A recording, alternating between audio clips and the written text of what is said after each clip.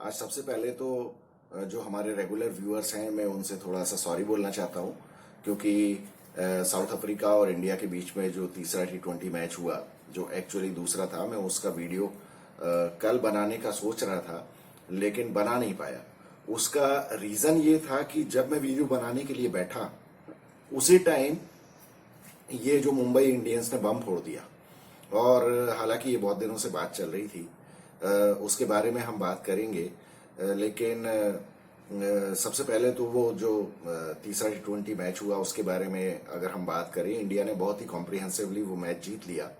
और सूर्य कुमार यादव, मुझे लगता है कि उससे अच्छा कोई T20 का बैट्समैन है नहीं। और जैसा कि उसकी रैंकिंग भी नंबर 1 जो चली आ रही है काफी टाइम से, तो उससे भी प्रूव होता ही है कि उससे अच्छी परफॉर्मेंस भी किसी की नहीं है। वो जिस तरह से खेलता है T20 में, मुझे बड़ा ताज्जुब होता है उससे कि वो वनडे में क्यों नहीं उसको वो ट्रांसलेट कर पाता है। शायद उसका एक रीजन ये है कि अब वो उसने T20 में इतना ज्यादा अपने आप को ढाल लिया है T20 की स्टाइल में कि अब उसके लिए वनडे में एडजस्ट करना मुश्किल होता है और शायद वो उतना ज्यादा अटेंशन भी पे नहीं करता है। और वो ठीक भी है क्योंकि वनडे में कंपटीशन बहुत ज्यादा है और अगर वो वनडे में एडजस्ट होने की कोशिश करेगा तो वनडे में जो खेलने की स्टाइल होती है वो अलग होती है। वहां पे बॉलर्स के पास भी आपको फिगर आउट करने का टाइम ज्यादा होता है, आउट करने के तरीके के हिसाब से। और फिर वहां पे आपको थोड़ा सा अपनी स्टाइल भी चेंज करनी पड़ती है क्योंकि लंबा खेलने की जरूरत होती है।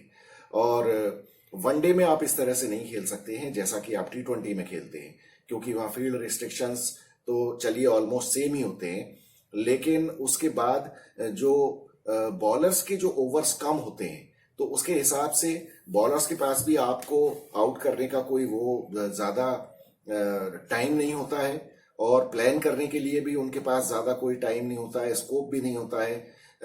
और फिर वहां पे बॉलर्स की मेंटेलिटी भी ये होती है कि आप बच के निकल लो। लेकिन यशस्वी जायसवाल ने बहुत अच्छा खेला।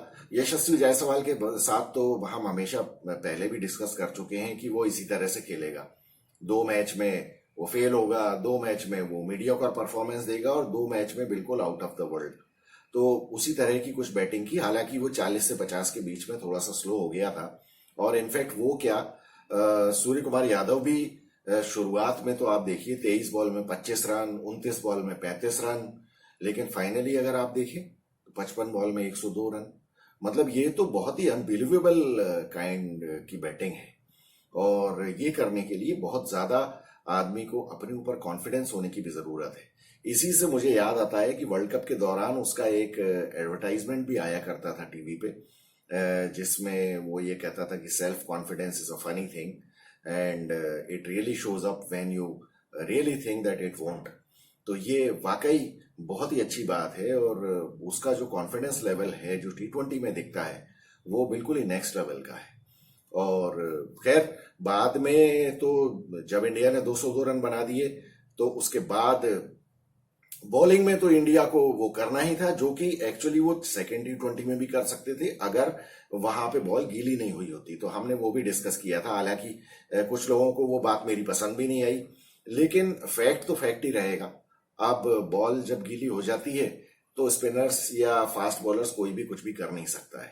लेकिन जो तीसरा मैच जो हुआ था उसमें हमको साफ साफ पता चल गया कि जब बॉलर्स अच्छे तरह से बॉल को ग्रिप कर सकते हैं तो फिर वो अपनी सारी स्किल्स को एग्जीक्यूट कर सकते हैं। जब बॉल पे ग्रिप ही नहीं होगी तो आप स्किल्स के बारे में भूल जाते हैं और फिर सिर्फ बच के निकलने वाली बात होती है। तो वही हुआ। जडेजा तो अनप्लेएबल हो जाता है। हालांकि स्काई बीच में चला गया था और जडेजा कप्तानी कर रहा था। जडेजा चाहता तो खुद भी ज्यादा ओवर फेंक सकता था, लेकिन उसने कुलदीप यादव को जो लगाया और कुलदीप यादव को जो सक्सेस मिल रही थी उसको देखते हुए उसने उसको कंटिन्यू किया और उसने तो 5 विकेट निकाल दिए। कुलदीप यादव, मतलब जो इस तरह के बॉलर्स होते हैं चाइना मैन, ये तो वाकई रियली मिस्ट्री क्रिएट कर देते हैं ये लोग। और वैसे भी साउथ अफ्रीका के बैट्समैन में इतना ज्यादा कुछ पोटेंशियल है नहीं स्पिन को खेलने के हिसाब से।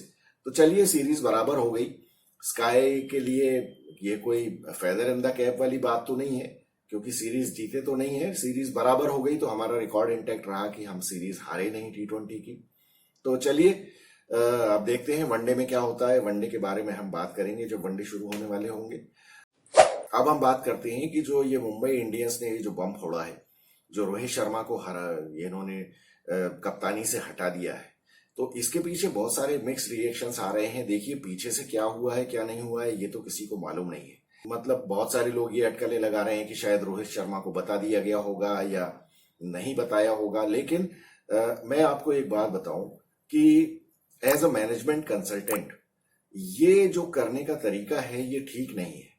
मतलब अपेरेंटली ये लगता है कि रोहित शर्मा से इस बारे में बात नहीं हुई होगी, क्योंकि अगर वो हार्दिक पांड्या को बुला के कप्तान बनाना चाहते थे मुंबई इंडियंस का, जैसा कि महिला जयवर्धने से उन्होंने कहलवाया, मैं यही कहूंगा कि महिला जयवर्धने से उन्होंने कहलवाया, क्योंकि ये महिला जयवर्धने के दिमाग की उपज नहीं हो सकती है, ये तो ओनर्स की ही होगी ना कि वो हार्दिक पांड्या के साथ जाना चाहते हैं। तभी वो पिछले 1 महीने से वो जो ट्रेड की बात चल रही थी कि वो गुजरात से हार्दिक पांड्या जा रहा है और उसकी ये चल रही है, और उसकी जो ट्रांसफर फीस की बात और उसकी फीस को कंपनसेट करने वाली बात, ये सारी बातें जो चल रही थी।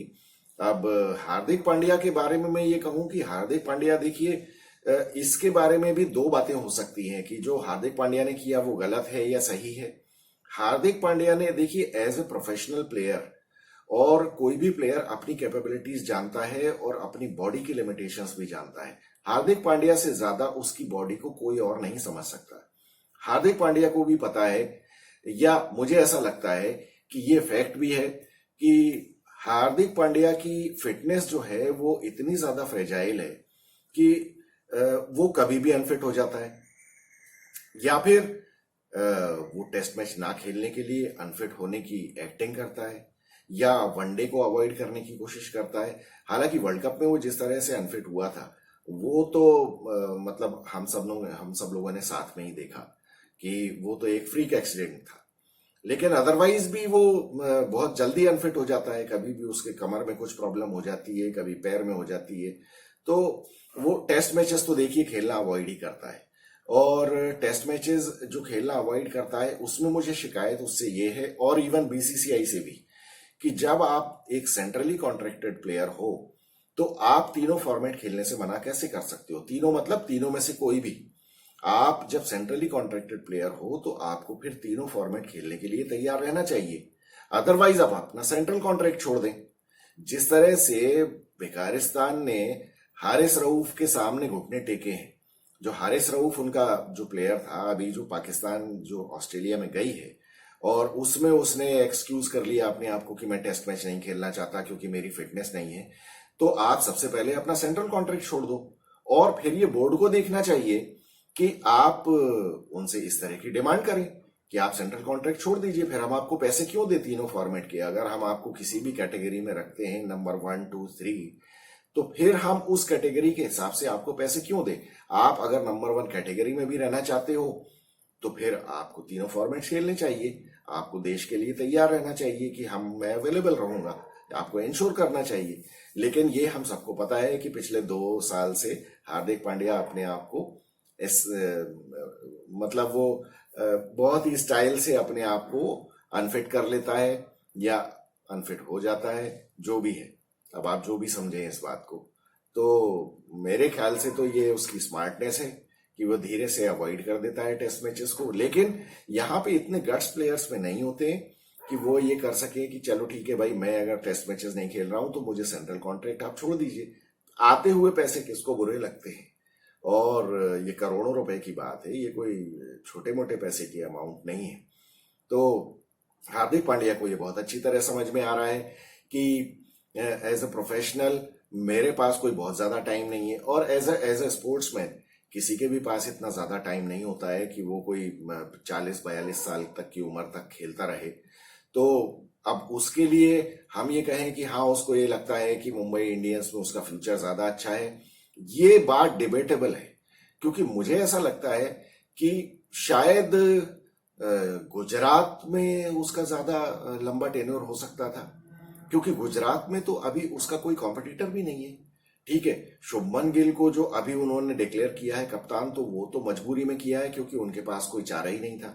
दूसरी बात, गुजरात के जो ये ओनर्स हैं, अब इनको भी, इनके बारे में एक तो हमको पता भी नहीं है कि ये हैं कौन और इनकी क्या हिस्ट्री है। लेकिन उन्होंने भी शायद सोचा होगा कि भाई ठीक है, 15 करोड़ रुपए हमको मिल रहे हैं। दूसरी बात, हमें देर सबेर गुजरात में हार्दिक पांड्या का लॉन्गर एसोसिएशन तो दिखाई देता नहीं है।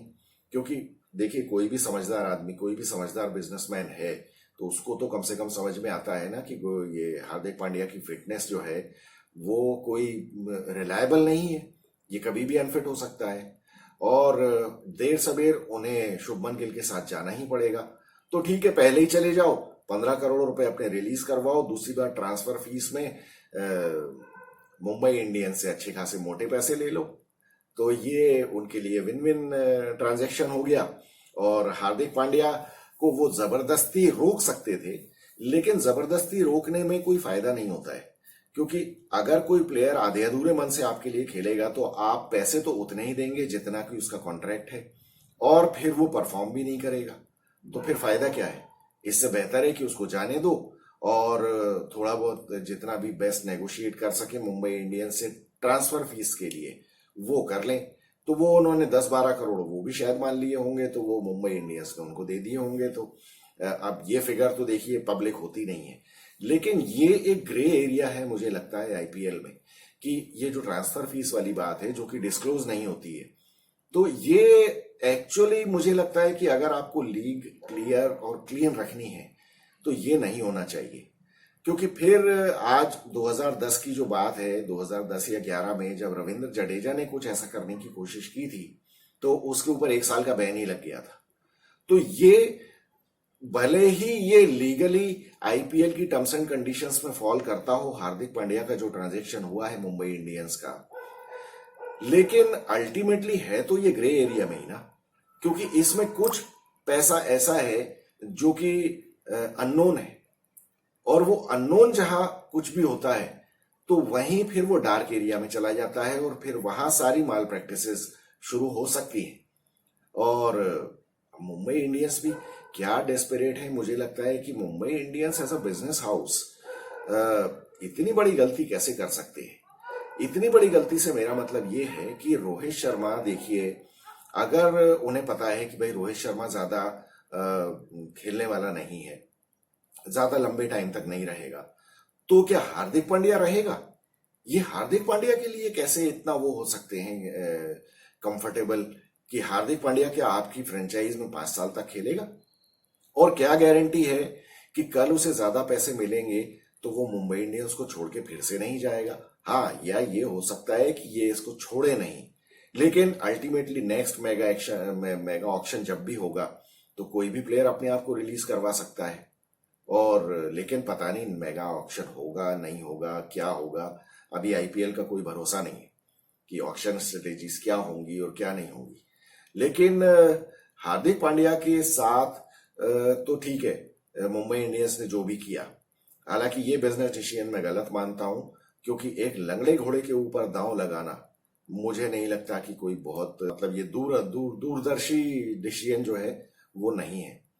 क्योंकि अब लंगड़ा घोड़ा मैं इसलिए कह रहा हूं, हार्दिक पांड्या के फैंस को भले बुरा लगे या जो भी लगे, सच्चाई तो यही है ना कि उसकी फिटनेस तो रिलायबल नहीं है, तो वो कभी भी अनफिट हो जाता है। T20 में जो उसकी परफॉर्मेंस है, गुजरात की तरफ से जो उसने पहली बार में ही उसको चैंपियन बनाया था, तो एक तो देखिए वहां पे बहुत बड़ी बात ये थी कि ऑक्शन में गुजरात का जो मैनेजमेंट है और दूसरा आशीष नेहरा जो कोच है गुजरात का, उसने टीम बहुत अच्छी सिलेक्ट की थी। आशीष नेहरा एक ऐसा प्लेयर है या एक ऐसा आदमी है जिसको क्रिकेट की समझ बहुत अच्छी है। ये बहुत ही कम लोग जानते हैं, लेकिन ये हम लोगों ने ग्राउंड पे भी देखा है। जब आईपीएल में गुजरात के मैचेस होते हैं तो आशीष नेहरा आपको बाउंड्री रोप के पास ही दिखाई देता है और प्रैक्टिकली वो as a non playing captain perform करता है। गुजरात की तरफ से जो गुजरात को जो सक्सेस मिली है हार्दिक पांड्या का मेरे ख्याल से बहुत ही जबरदस्त हैंड होल्डिंग का काम आशीष नेहरा ने किया है। और ये आप लोगों में से बहुत सारे लोग जो आईपीएल को फॉलो करते हैं उन्होंने प्रैक्टिकली ऑब्जर्व भी किया होगा कि आशीष नेहरा का कंटिन्यूअस इन्वॉल्वमेंट रहता है बॉल टू बॉल। तो वो ऐसा नहीं है जो डग आउट में बैठा रहे, वैसा कोच नहीं है, वो रोप के ऊपर खड़ा रहता है। तो हार्दिक पांड्या का इतना दिमाग चल जाएगा, ये मुझे बहुत सीरियस डाउट है इस बारे में। और ये अब ये नेक्स्ट आईपीएल में पता चल जाएगा।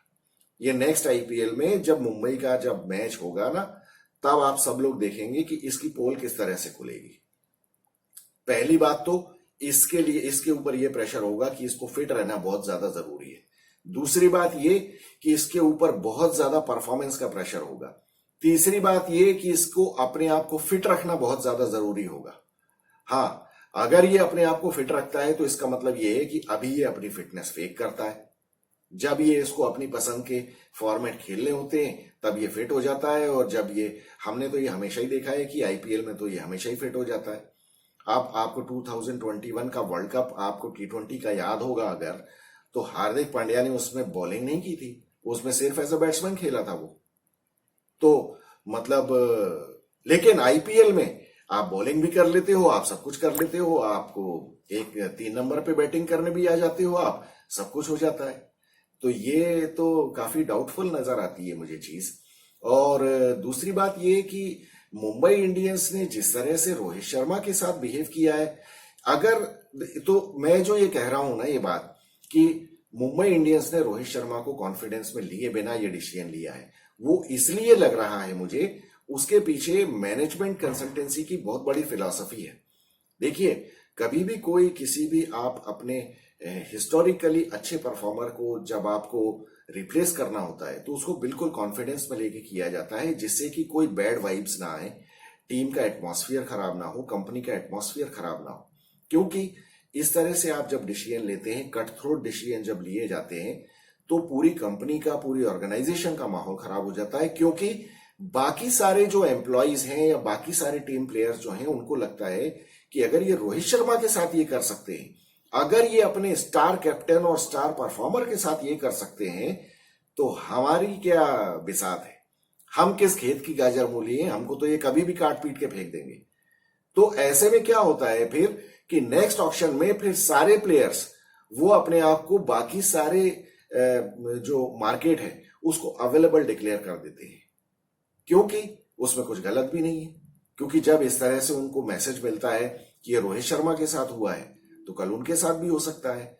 और इसमें मुंबई इंडियंस ने डेफिनेटली रोहित शर्मा को कॉन्फिडेंस में नहीं लिया, क्योंकि अगर ये रोहित शर्मा को कॉन्फिडेंस में लेके बात करते तो रोहित शर्मा मान भी जाता कि भाई ठीक है, आप देखो 2 साल से ज्यादा आप वैसे भी नहीं खेलोगे, तो हमें आगे फ्यूचर में देखना ही है, तो हम क्यों ना हार्दिक पांड्या को कप्तानी दे दें। या इवन एक ये भी बात हो सकती थी कि चलो हार्दिक पांड्या को ले आए थे, हार्दिक पांड्या से बात कर लेते कि भाई 1 साल आप रोहित की कप्तानी में खेल लो, उसके बाद हम स्मूथ ट्रांजिशन कर देंगे। लेकिन ऐसा लगता है मुझे कि हार्दिक पांड्या का सेल्फिश नेचर जो है वो यहाँ काफी ज्यादा उभर के सामने आया है। अपेरेंटली तो यही लगता है कि उसने शायद मना कर दिया होगा कि मैं आऊंगा तो मैं एज कैप्टन ही आऊंगा, और वो रूथलेस तरीके से उसने किया होगा कि मेरी कंडीशन तो यही है, और उसके आगे मुंबई इंडियंस को झुकना पड़ा। अब मुंबई इंडियंस के हिसाब से मुझे ऐसा लगता है कि ये उनका बहुत बड़ा गलत बिजनेस डिसीजन है, और इतना बड़ा बिजनेस हाउस ये गलत डिसीजन कैसे ले सकता है, ये मेरी समझ के बिल्कुल परे है ये बात। और शायद उसके पीछे बहुत बड़ा रीजन ये है कि देखिए, बिजनेस बड़ा करने वाले तो कोई और होते हैं, जिन्होंने जो फाउंडर्स हैं बिजनेस के, अब आप समझते हैं कि रिलायंस के फाउंडर कौन थे, और उसके बाद तो अब जिस लेवल पे वो अपनी कंपनी को लेके गए, या अपनी ऑर्गेनाइजेशन को लेके गए, या अपने बिजनेस हाउस को लेके गए, उसके बाद तो वहां इतना ज्यादा जो जिसको कहते हैं ना ग्रेविटेशनल फोर्स होता है या एक डायनामिक फोर्स होता है, कि वहां आप किसी बेवकूफ को भी बिठा देंगे तो वो कंपनी तो चलती ही रहेगी और उसे ग्रो करना ही है। लेकिन बात होती है बिजनेस को शुरू करने की और बड़ा करने की, वो करने वाले दूसरे थे। अब ये चलाने वाले जो हैं ये तो मुफ्त के फल खा रहे हैं, तो इसी तरह से ये डिसीजंस लेते हैं ये हार्दिक पांड्या को लाना और रोहित शर्मा को बिना कॉन्फिडेंस में लिए कप्तानी से हटाना, ये बहुत बड़ा गलत डिसीजन है। मैं ये बात मानता हूं कि रोहित शर्मा कोई T20 में कोई बहुत अच्छी परफॉर्मेंस रोहित शर्मा की नहीं रही, लेकिन आईपीएल में तो उसने आपको 5 ट्रॉफी जिताई है ना।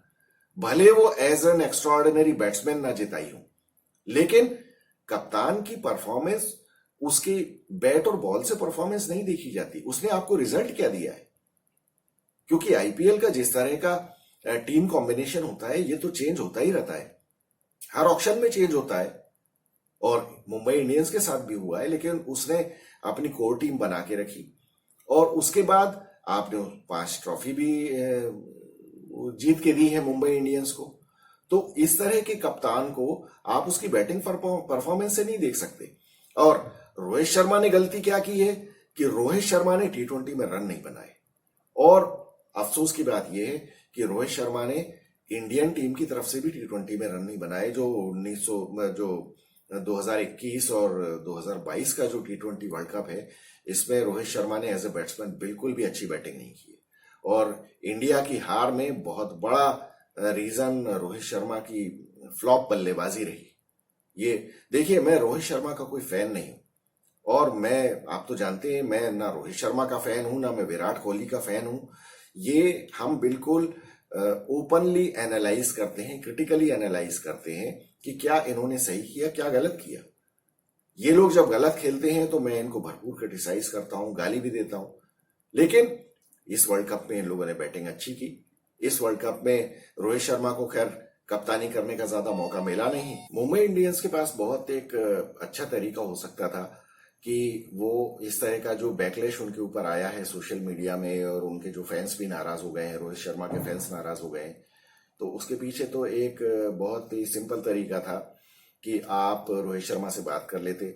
जैसा कि मैंने पहले भी कहा कि रोहित शर्मा के पास मना करने का कोई रीजन था नहीं, क्योंकि रोहित शर्मा को भी पता है कि वो कितने दिन तक और कंटिन्यू कर सकता है, और किसी भी कंपनी में सक्सेशन प्लान तो होता ही है।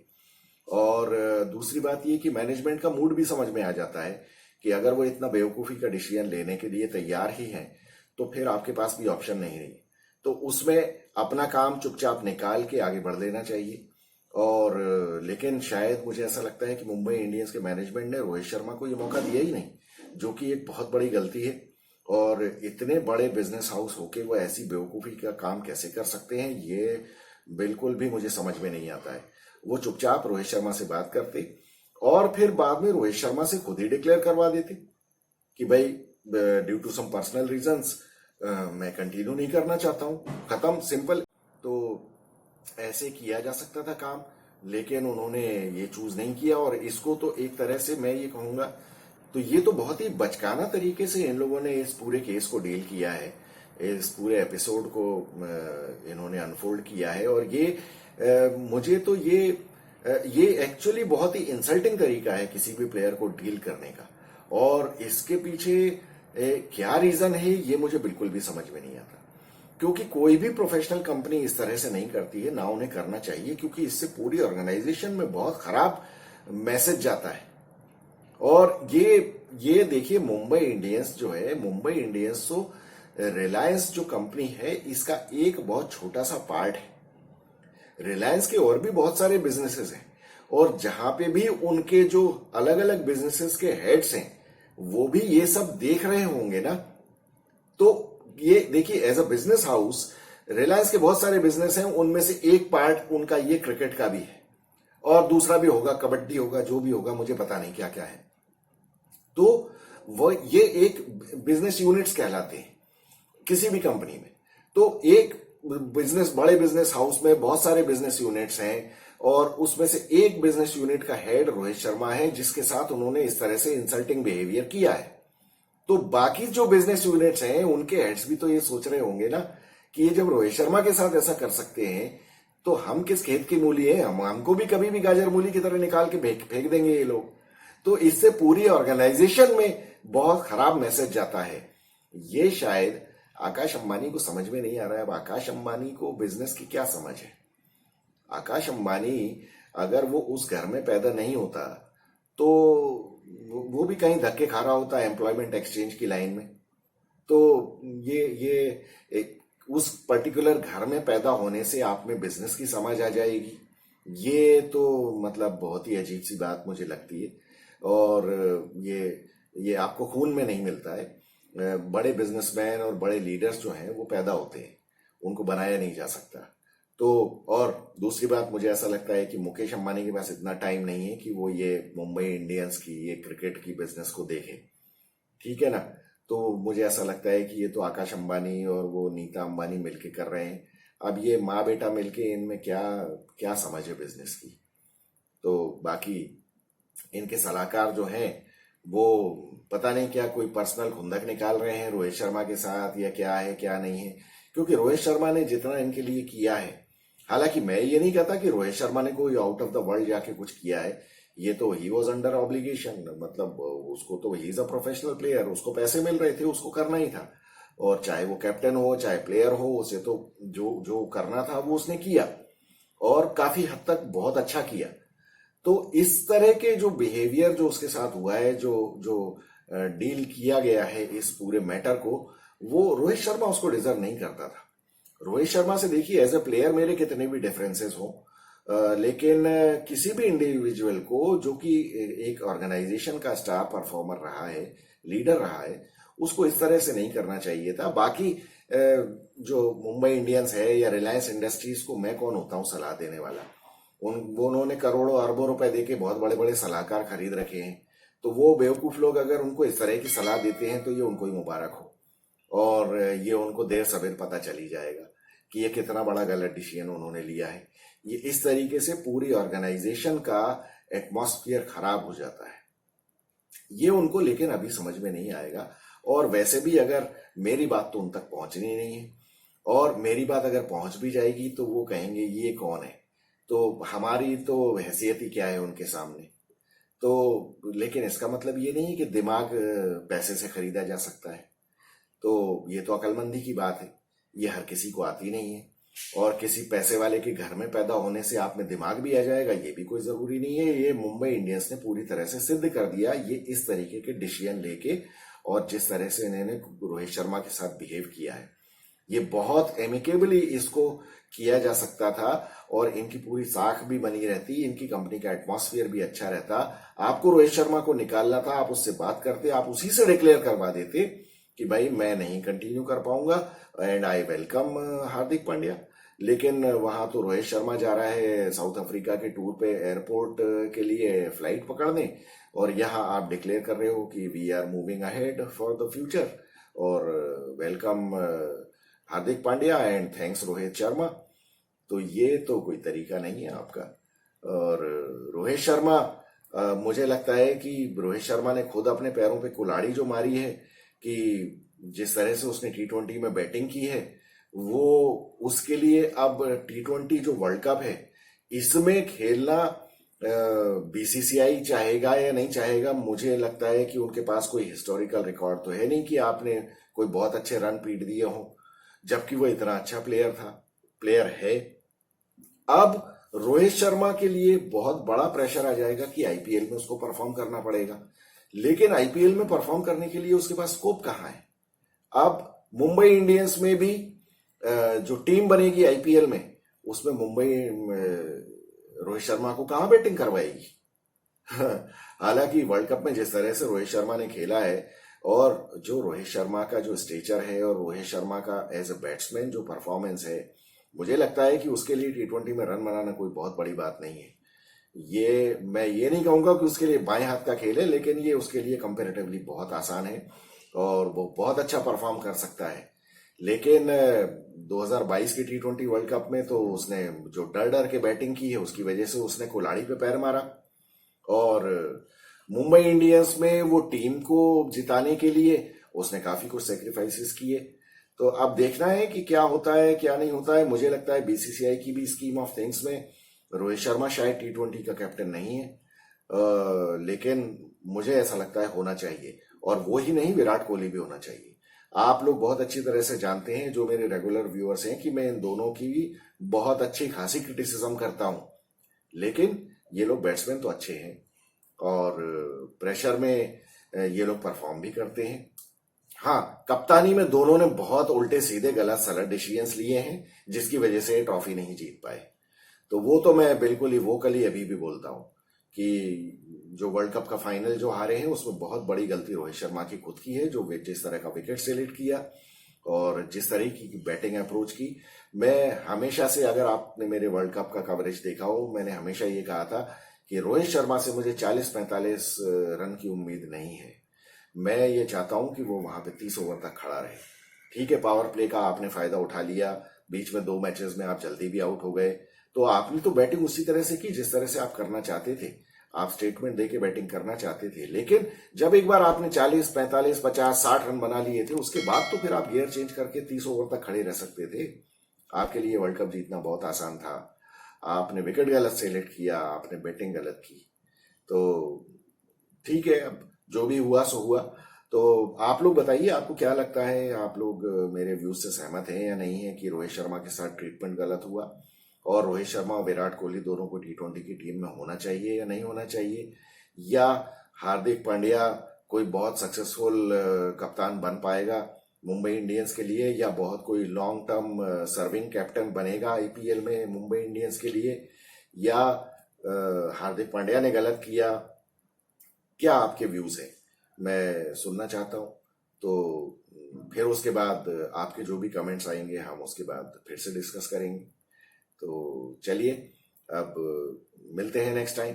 I am Vikas Saxena, the biased analyst. Thank you so much.